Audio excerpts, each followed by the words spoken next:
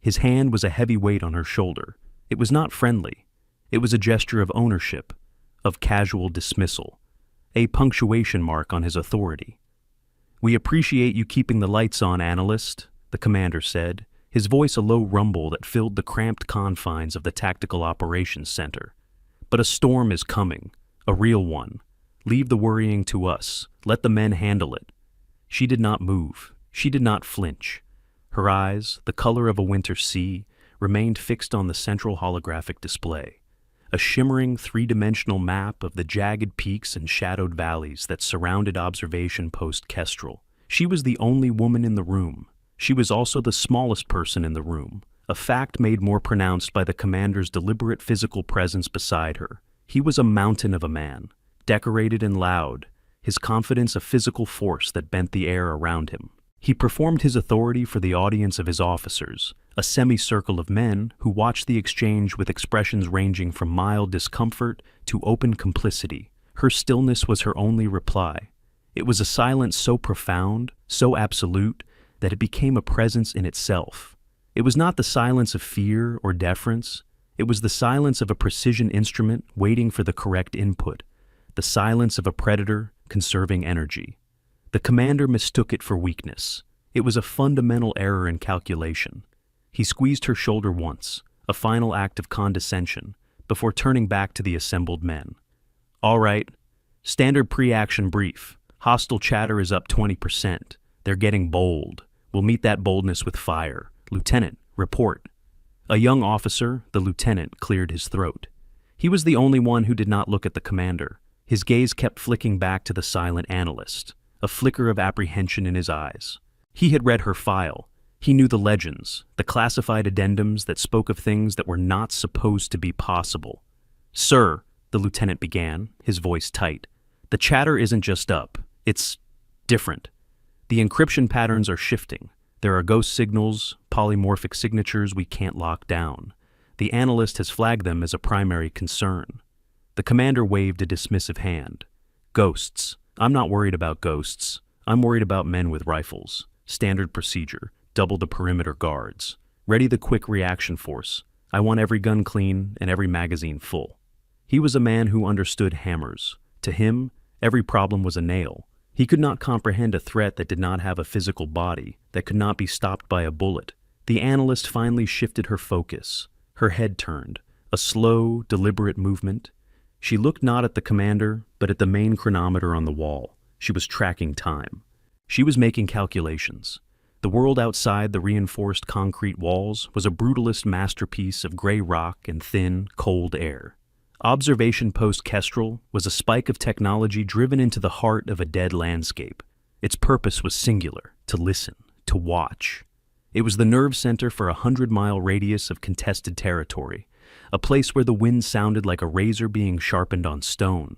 The air smelled of diesel fumes, ozone from the server farms, and the bitter coffee that fueled the men on 12-hour shifts. It was an environment built by men, for men. It valued strength that could be measured in push-ups and marksmanship scores. It understood the logic of artillery and the finality of a locked door. It did not understand her. She was an anomaly, a specialist flown in to oversee the installation of a new experimental signals intelligence suite. Her designation was simply technician. She wore no rank. Her uniform was a plain gray jumpsuit, devoid of the patches and medals that defined the men around her. She moved through the base with an economy of motion that made her seem to fade into the background. She spoke only when necessary, her words as precise and unadorned as surgical tools. To the commander and his men, she was a civilian contractor, a glorified IT support staffer. Her quietness was interpreted as timidity, her focus as social awkwardness. They saw her unassuming form and filed her away in a mental box labeled non-threatening. The lieutenant knew better. He had a degree in theoretical physics from a civilian university before he joined the service. On a secure network, he had once stumbled upon a heavily redacted monograph she had authored. It was titled Waveform Collapse as a Non-Kinetic Denial Strategy. It was not a theoretical paper. It was a field manual. It read like a treatise on wielding lightning. He saw her stillness, not as passivity, but as a state of immense potential energy. He saw the way she watched the data streams, not as a passive observer, but as a hunter watching for the twitch of a muscle, the telltale sign of prey. Now, in the TOC, the commander continued his briefing, his voice booming with the certitude of a man who had never been truly tested. He spoke of fields of fire, interlocking positions, and overwhelming force.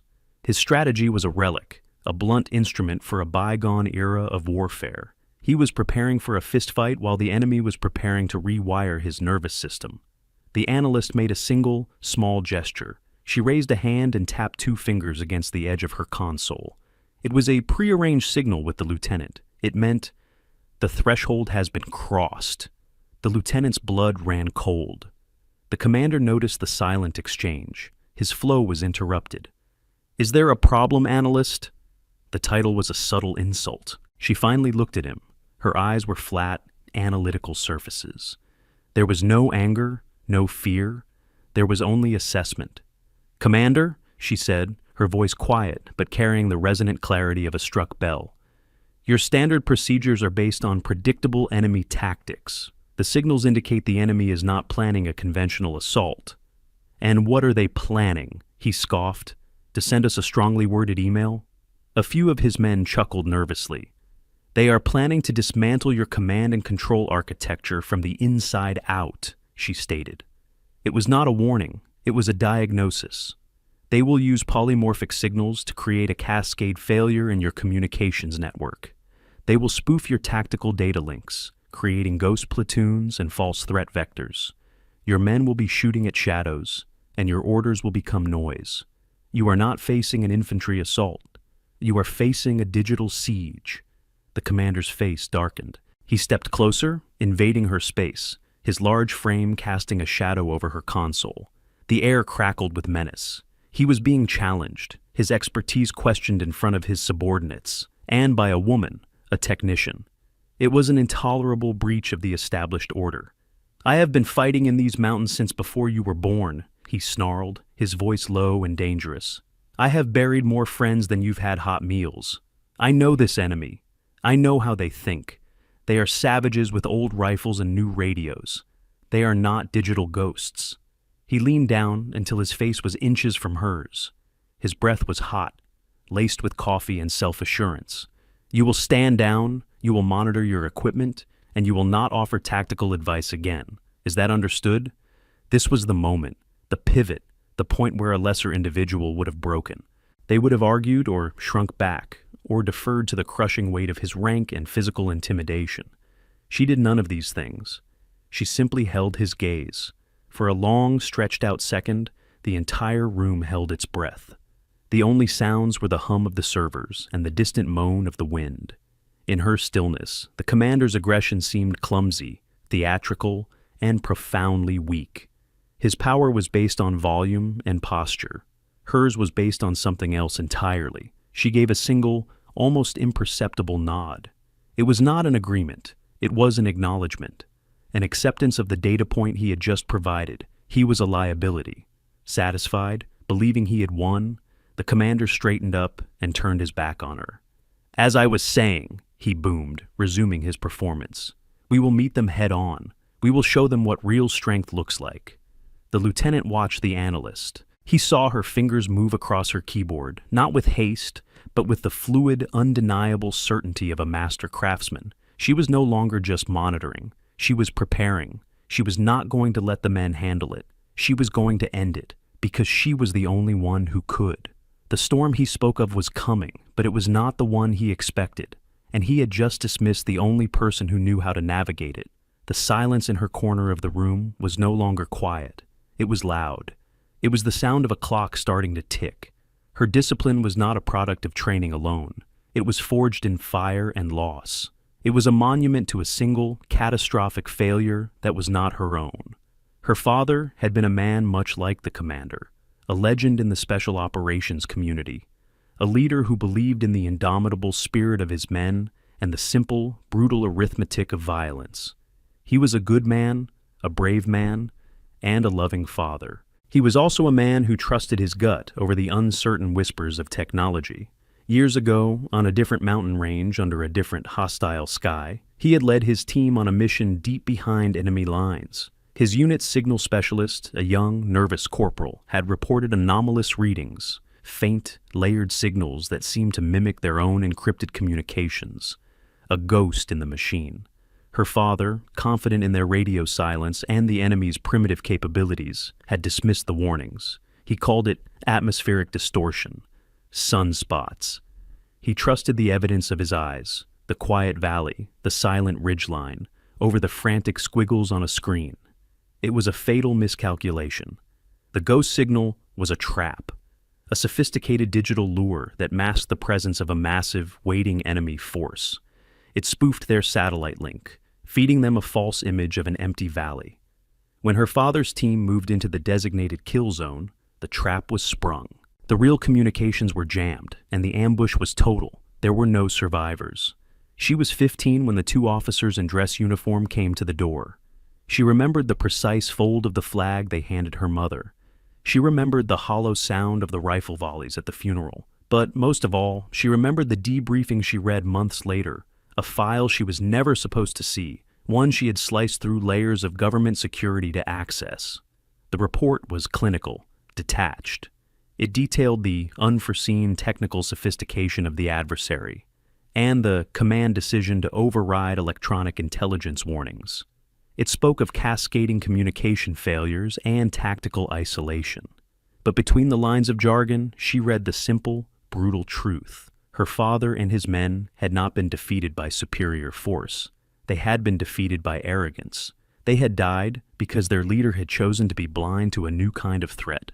That night, in the cold glow of her monitor, she made a vow. It was not a vow of revenge. It was a vow of competence. She would master the unseen world that had killed her father. She would understand the whispers in the static, the ghosts in the machine. She would learn to speak their language, to command the very spectrum of light and energy that had been used as a weapon. She would never again allow good men to die because their leaders were deaf. Her path was set. She consumed knowledge with a ferocious, single-minded hunger. She devoured physics, signal theory, quantum mechanics, and cryptography. She was a prodigy, earning her doctorate in polymorphic wave theory by the age of 22. Government agencies, the very ones that had written the report on her father's death, came calling. They saw in her a unique, once-in-a-generation talent. She bypassed the traditional career paths. She did not want rank or a corner office. She wanted access. She wanted the hardest problems, the most advanced laboratories, the most dangerous field deployments. She subjected herself to a training regimen that was both intellectual and physical, honing her mind and body into a single, integrated weapons system. She learned to operate under extreme duress, to think with chilling clarity while her body screamed in protest. Her instructors noted her defining trait was not her intellect, but her discipline, her absolute refusal to be governed by emotion. She treated fear, anger, and ego as corrupt data, variables to be isolated and discarded. Her only allegiance was to the mission, to the mathematical truth of the problem in front of her. Her successes became the stuff of quiet, heavily classified legend. There was the incident at the Arctic Circle, where she had single-handedly resurrected a dead satellite network during a solar storm, averting a strategic disaster. There was the hostage crisis in a sub-oceanic research facility, where she had navigated a remote submersible through a maze of sabotage systems by parsing the faint electromagnetic fields of the station's wiring. She was not a soldier. She was something else, a new archetype for a new era of conflict. She was the quiet professional, the hidden master. Her authority was not derived from a piece of cloth sewn to her collar, but from the irrefutable evidence of her results. Now, standing in the TOC at Kestrel, she saw her father's ghost. She saw him in the commander's swagger, in his supreme confidence, in his dangerous disdain for the unseen. The commander was not a bad man. He was simply an obsolete one, and his obsolescence was about to get his own men killed. Her vow, made all those years ago, was not a memory. It was an active protocol. It was the core of her operating system. As the commander continued to issue his orders, laying out a strategy for a battle that would never happen, her fingers danced across her console. She was not just analyzing the enemy's signals anymore. She was mapping their network architecture. She was finding the keystone, the central node that held their entire digital illusion together. The enemy was brilliant. They had created a master signal that functioned like a virus, replicating and adapting within Kestrel's own comms system. It learned, it mimicked, and it spread. It was a work of art, but every work of art has a signature, a flaw born of the artist's own unique habits. She found it, a recursive loop in the decryption handshake, a tiny, elegant piece of code that was repeated in every polymorphic signal. It was the digital equivalent of a fingerprint, and with it, she could design the key, not to unlock it, but to shatter it. She began writing the countermeasure, a custom-built null wave, a signal so precise, so perfectly out of phase with the enemy's core frequency, that it would not just jam it, it would overload it, causing a feedback loop that would cascade backward through their network, burning out their emitters from the source. It was the digital equivalent of a surgical strike on the enemy's brainstem. To broadcast such a wave, she needed power and precise line-of-sight targeting. The TOC's small shielded emitters were insufficient. She needed the main dish, the high-gain, multi-band communications array, the one on the roof, the one directly exposed to the elements and, soon, to whatever kinetic attack the enemy planned as the second phase of their assault. She looked at the tactical display. The ghost signals were multiplying. False enemy platoons were appearing on the map, drawing the attention of the men on the perimeter. The real-time video feeds from the external cameras began to stutter, then pixelate, then freeze on looping images of empty terrain. The digital siege had begun. The base was being blinded and deafened. The commander's voice, which had been so full of certainty, now held a note of confusion. "What's happening to the feeds? Get me a sitrep from Guard Post 3. A communications officer frantically tapped at his own console. "Sir, I can't raise them. All channels are static. It's not just Post 3. I've lost the entire perimeter net." Panic began to bloom in the room like a toxic flower. It was a quiet, professional panic. But it was there. The men's faces, once confident, were now etched with a growing dread. Their world, built on the steady flow of information, was collapsing into silence and confusion. "Use the hard lines," the commander barked. "They're down too, sir," the officer replied, his voice strained. "It's like the lines have been cut." They hadn't been cut. They had been filled with so much junk data that they had ceased to function. The analyst knew this. She knew every step of the process. The commander stared at the blank screens, his fists clenched. His authority, built on giving orders and receiving responses, was evaporating. He was a king with no subjects to hear him. He turned, his eyes sweeping the room, looking for someone to blame, for something to hit. His gaze fell on the analyst. She was still at her console, her expression unchanged. Her calm in the face of his unraveling world was an accusation. "You," he said, his voice a low growl. "You knew this was going to happen." "I advised you of the probability," she corrected him, her tone perfectly level. She stood up, pulling a small, hardened datapad from her console and tucking it into a pocket of her jumpsuit. She also grabbed a compact toolkit containing specialized fiber optic splicers and a signal generator. "Where do you think you're going?" the commander demanded, stepping to block her path. "To the roof," she said simply. "I need to access the primary communications array." The first explosion rocked the base. It was distant from the north ridge, a diversion. The sound was a dull, heavy thud that vibrated through the concrete floor. It was followed by the sharp, chattering retort of heavy machine gun fire from the perimeter. The men on the wall were shooting at ghosts. "The base is under attack," the commander roared. "Nobody leaves this room. All personnel to battle stations." He had found his footing again. An attack was something he understood. It was a nail, and he had his hammer back. "That attack is a distraction, Commander," the analyst said, her voice cutting through the rising noise.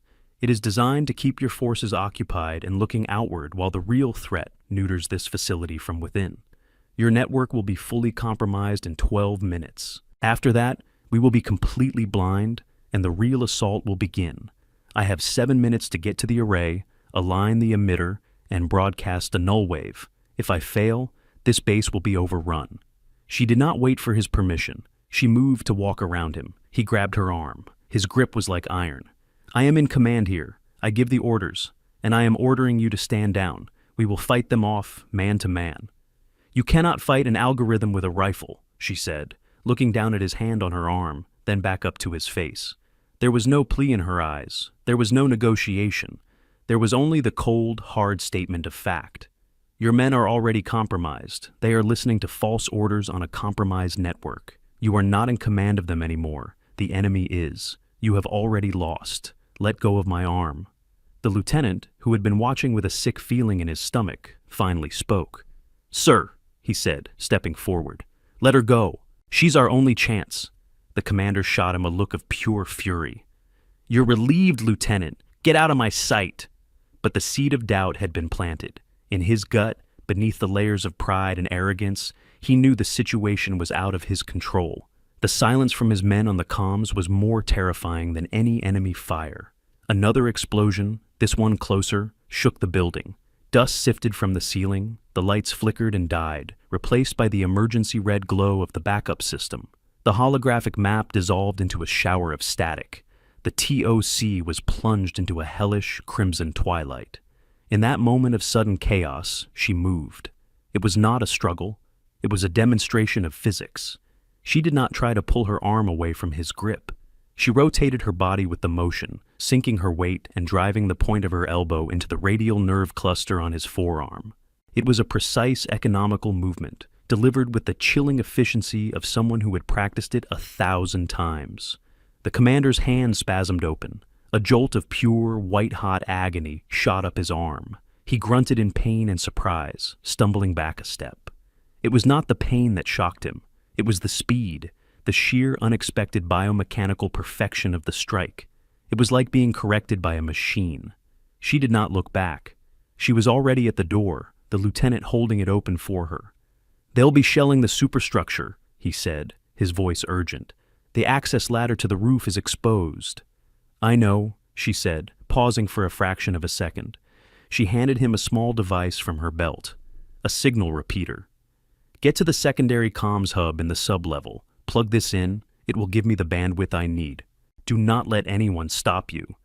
He nodded, his eyes wide with a mixture of fear and awe. Godspeed! She was gone, a gray shadow disappearing into the red-lit corridor. The commander straightened up, cradling his tingling arm. His face was a mask of disbelief and incandescent rage. He stared at the empty doorway, then at his own hand, as if it had betrayed him.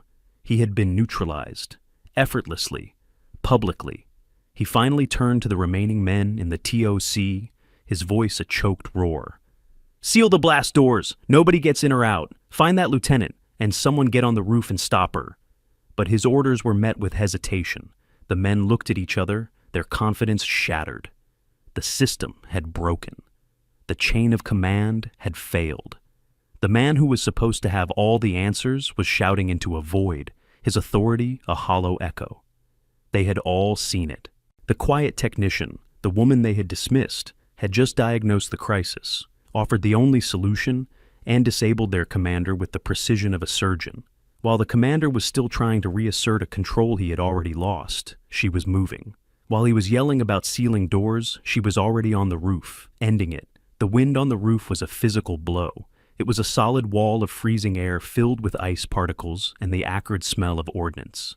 The sky was a bruised, turbulent purple, lit by the strobing flashes of distant explosions and the nearer, frantic crackle of small arms fire from the perimeter walls below.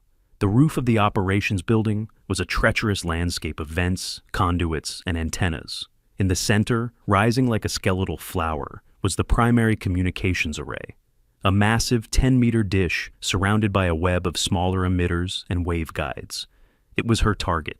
She moved with a low, fluid crouch, her body a small, dark shape against the chaotic backdrop. Her movements were not rushed. They were efficient. Each step was placed with certainty on the gravel-dusted surface. She was a mountaineer in her element, accustomed to hostile terrain and the crushing indifference of nature. Here, the hostility was man-made, but the principles were the same. An incoming mortar shell shrieked overhead, its passage a tearing sound in the fabric of the air. It impacted 50 meters away, on the outer wall of the compound, sending a fountain of rock and dirt into the sky. The concussion waves slapped her, and she instinctively flattened herself against the roof for a moment, her cheek pressed to the cold, vibrating surface. She did not fear, she calculated. The enemy's shelling was not random. It was a pattern, a walking barrage designed to suppress movement and sow terror. She timed the intervals between the shrieks, the explosions. 3 seconds of flight time, a 7-second reload cycle. They were bracketing the main compound, avoiding a direct hit on the operations building. They wanted the technology intact. They wanted to capture the brain, not destroy it. This was a crucial data point. It gave her time. Not much, but enough. She reached the base of the array. It was a complex machine, a sculpture of steel and advanced composites. A small control panel at its base was locked, the screen dark. The network failure had severed its connection to the TOC. She would have to interface with it manually. She unslung her toolkit and opened it. The tools inside were pristine, laid out in custom-cut foam. She pulled out the hardened datapad and a fiber optic splicer. Her fingers, though numb with cold, moved with an unwavering dexterity. She pried open a junction box, exposing a dense nest of multicolored wires and fiber lines. The wind howled, trying to rip the tools from her grasp. The sounds of the one-sided battle below were a constant chaotic symphony. Men were yelling, firing weapons at targets that weren't there, their actions dictated by a hostile algorithm. They were puppets, and she was on a race to cut the strings. She found the primary data conduit. Using the splicer, she cut the fiber, and, with the delicate precision of a surgeon reattaching a nerve, she jacked her datapad directly into the array's central nervous system. The screen of the datapad flickered to life, bathing her face in a cool blue light. Lines of code scrolled past at an impossible speed. She was in. Now came the hard part. The null wave she had designed was not a simple broadcast. It had to be perfectly shaped, its frequency and amplitude modulated in real time to counteract the enemy's adaptive signal, and it had to be aimed. She needed to physically align the 10-meter dish to point directly at the source of the enemy's broadcast. Her software was already hunting for the source, triangulating its position based on the echoes and reflections of the ghost signals within Kestrel's dying network. A topographical map appeared on her screen, a web of intersecting lines converging on a single point. It was a location 3 kilometers away, a small, abandoned monastery carved into the side of the highest peak overlooking the base. A position everyone had assumed was uninhabitable. It was a brilliant, audacious hiding place. A new timer appeared on her screen. 4 minutes. The lieutenant had successfully connected the repeater. She had the bandwidth. Now she just needed to aim the weapon. Another mortar shell screamed in, this one closer. It hit the edge of the roof, not 20 meters from her. The explosion was a deafening roar of sound and pressure. A wave of heat washed over her, and shrapnel whizzed past like angry hornets. One piece, a jagged shard of hot metal, sliced through the sleeve of her jumpsuit, carving a deep gash in her left forearm. She registered the injury. Blood began to well up, warm and slick against the cold skin. She cataloged the data, a deep laceration, likely involving muscle tissue, but no immediate sign of arterial bleeding. Pain was a secondary input, to be flagged and dealt with later. The mission was primary. She ignored the wound. Using the manual controls on her datapad, she began to move the massive dish. The motors groaned in protest, their lubricants thickened by the cold. The dish began to turn, slowly, agonizingly, its movement a low, grinding sound that was almost lost in the cacophony of the storm and the battle. She had to be precise. A deviation of even half a degree would cause the null wave to miss its target, rendering it useless. She aligned the targeting reticle on her screen with the coordinates of the monastery, her right hand steady on the controls, while her left arm bled freely onto the metal grating she knelt upon. Suddenly, a new sound, the clang of a metal hatch being thrown open. 2 soldiers in full combat gear scrambled onto the roof. They had followed the commander's orders. They saw her, a lone figure silhouetted against the stormy sky, her face illuminated by the glow of her datapad. "Step away from the console," one of them yelled, his voice strained, his rifle leveled at her. She did not look at them. Her eyes remained locked on her screen. The dish was almost in position. "This is your only warning. Step away now," the soldier shouted again, his voice cracking with uncertainty. He was a boy, barely out of his teens, conditioned to follow orders, but now faced with a situation that had no precedent in his training manuals.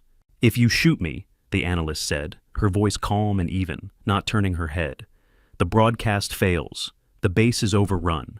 Your death will be meaningless. If you provide cover, you might live. The choice is yours. You have 10 seconds to decide. Her words were not a plea. They were a tactical assessment, delivered with the dispassionate clarity of a machine. She was giving them a variable, a choice, and its logical consequences. The two soldiers hesitated, looking at each other. They had heard the comms go dead. They had seen the chaos on the feeds before they went dark. They knew, on a primal level, that the commander's orders were born of rage, and this strange, quiet woman's actions were born of purpose. The shriek of another incoming round made the decision for them. Instinct took over.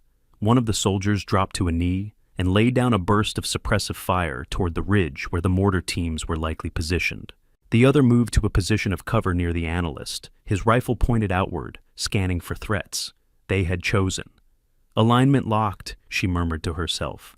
The targeting reticle on her screen glowed green. She shifted her focus to a different part of the screen, her fingers flying across the virtual keyboard. She was initiating the broadcast sequence. The program she had written was a thing of brutal, beautiful precision. It was designed to feel the enemy's signal, to sync with its rhythm for a single microsecond, and then to unleash a perfectly inverted, amplified wave. Initiating handshake protocol, she said, her voice a low whisper against the wind. The screen filled with cascading numbers. The array before her began to hum, a low, thrumming sound that grew in intensity. The air around the dish seemed to shimmer, to distort, like heat haze on a summer road. The power being channeled through it was immense. 3 minutes remaining.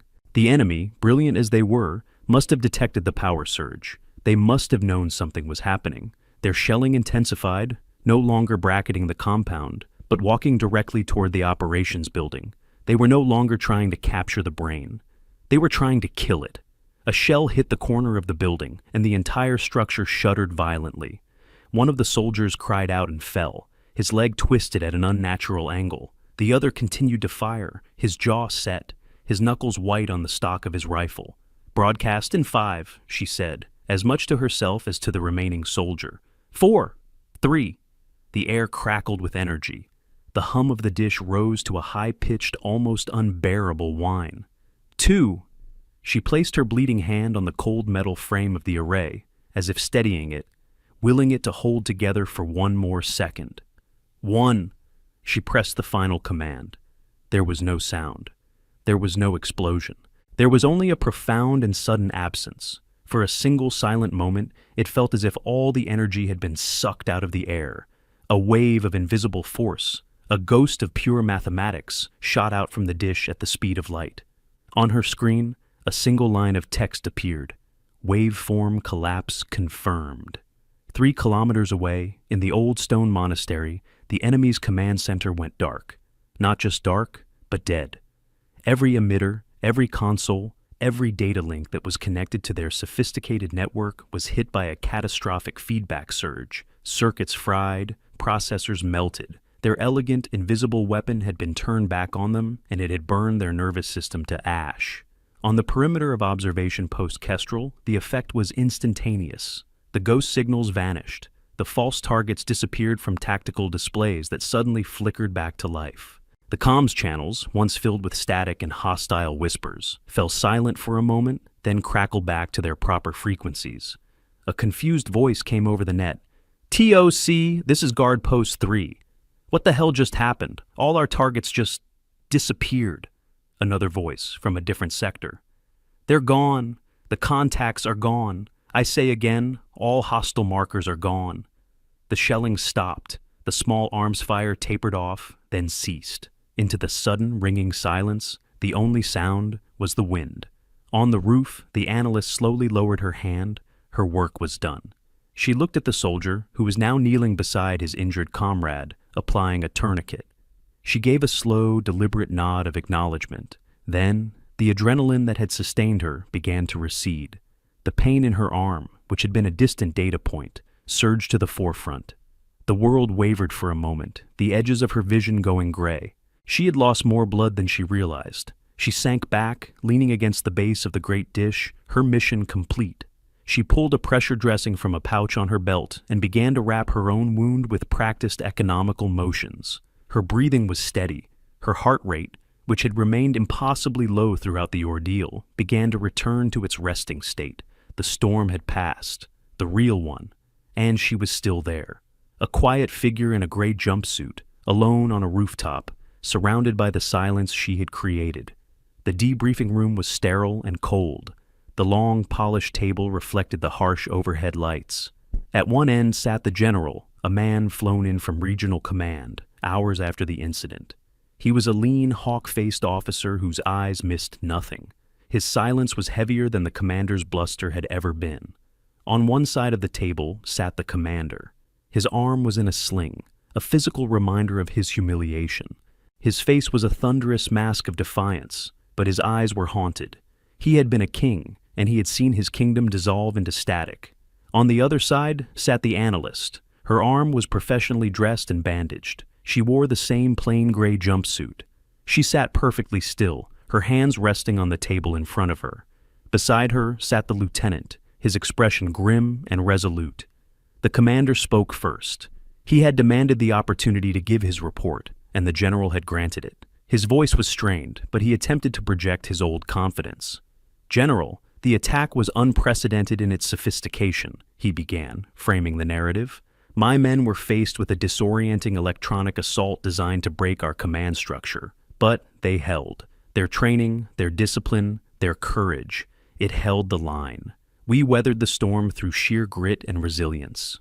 We took casualties, but we held the post. We repelled the enemy." He did not mention the analyst. He did not mention the roof. He did not mention the moment the entire enemy effort had simply vanished. In his telling, the victory was a testament to the old ways, to the strength of men with guns. He was attempting to build a new reality with words, to paper over the abyss that had opened up beneath him. He was trying to reclaim his authority. The general listened without interruption. His gaze was unreadable. When the commander finished his self-serving monologue, the room fell silent. The general let the silence hang in the air for a long moment, a weight that pressed down on everyone. Finally, he turned his head slowly, his eyes fixing on the analyst. "Technician," he said, his voice quiet but absolute. "Your report." The analyst did not speak. She reached forward and pushed her datapad, the same one from the roof, to the center of the table. She tapped the screen once. A hologram shimmered to life above the table. It was a perfect three-dimensional reconstruction of the entire engagement, built from every byte of data she had recorded. It began by showing the enemy's polymorphic signals infiltrating Kestrel's network. It showed the ghost targets appearing on the tactical map, color-coded in red. It showed the base's perimeter forces, color-coded in blue, moving to engage these false targets. Then, a new line appeared, a time-stamped audio file. The commander's voice filled the room. "Leave the worrying to us. Let the men handle it."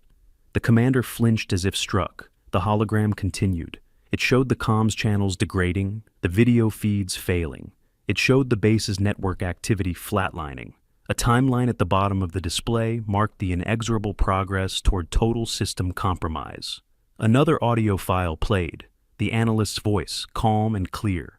"You are not facing an infantry assault. You are facing a digital siege." It was followed by the commander's angry, dismissive reply. The reconstruction showed a single, gray icon, the analyst, moving from the TOC. It showed her progress to the roof. It showed the incoming mortar fire, plotting the trajectory and impact point of each shell with cold precision. It highlighted the moment the shrapnel had wounded her, displaying a biometric feed that showed her heart rate remaining almost perfectly steady.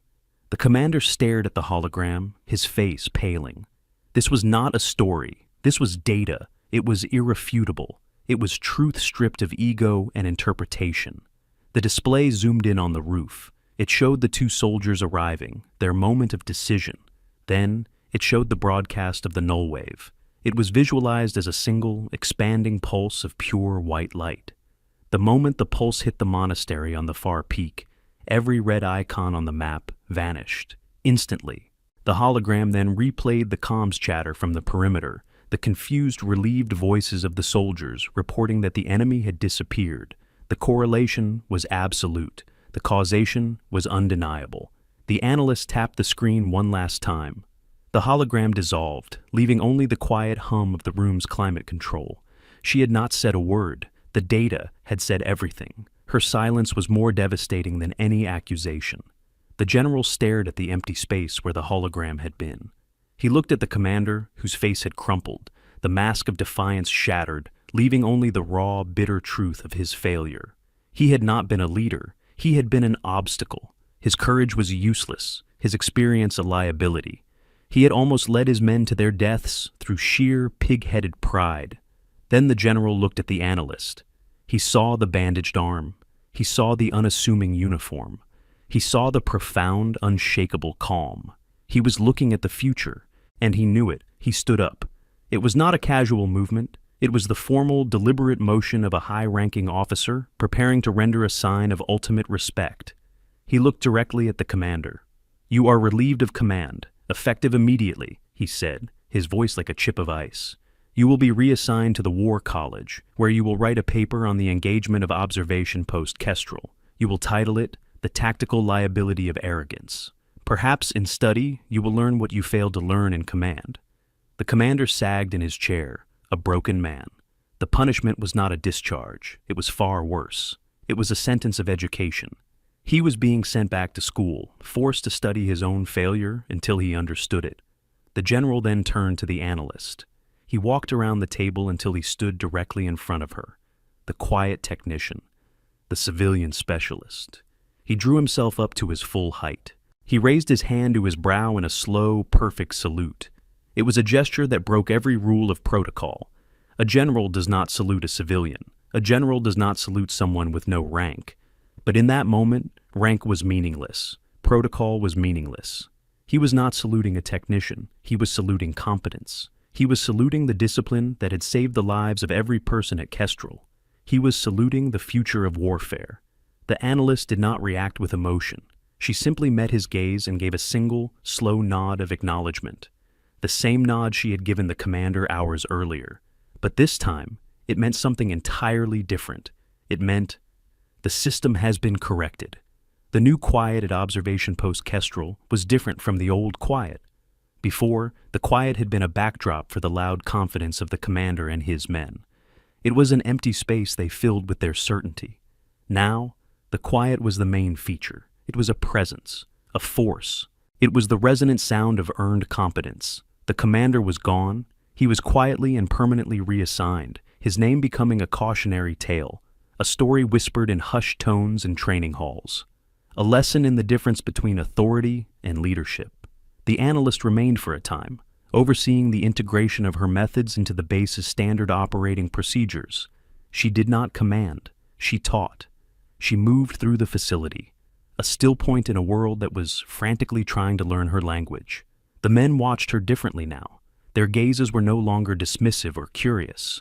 They were filled with a profound, almost fearful respect.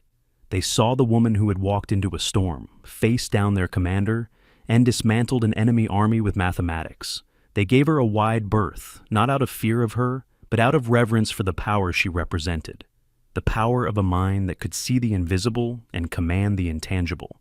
They learned finally to listen for the silence. The lieutenant, promoted to captain, became her shadow.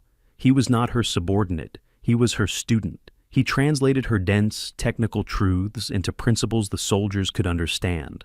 He taught them to see the battlefield not just as a landscape of hills and trenches, but as a spectrum of signals and signatures.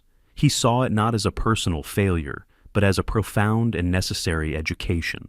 One day, as she prepared to depart, the lieutenant found her on the roof, standing by the great dish. The wind was calm, the sky a brilliant cloudless blue. "Your monograph," he said, breaking the silence. "Waveform collapse as a non-kinetic denial strategy." I read it. She turned to him, her expression unreadable as always. "There was a footnote," he continued, "a dedication. It was just a set of coordinates and a date." He paused. "It was the location and date of your father's last mission." She looked out at the distant, sun-drenched peaks. For the first time, he saw something in her eyes beyond pure analysis. It was not sadness. It was a kind of peace, the closing of a circle. "My father believed strength was a matter of will," she said, her voice soft but clear. "He was wrong. It is a matter of discipline. The will to fight is useless without the discipline to see. The The hardest fight is not against the enemy, it is against the assumptions in your own mind. She had fulfilled her vow. She had honored his memory not by emulating his strengths, but by correcting his fatal flaw. Her legacy at Kestrel, and in the wider institution, was not a new piece of technology or a new regulation. It was a change in philosophy. Her quiet, focused presence became the new standard. Leaders began to emerge who were valued not for the volume of their voice, but for the clarity of their thought. The culture began to shift, slowly but irrevocably, away from loud arrogance and toward the profound power of quiet mastery.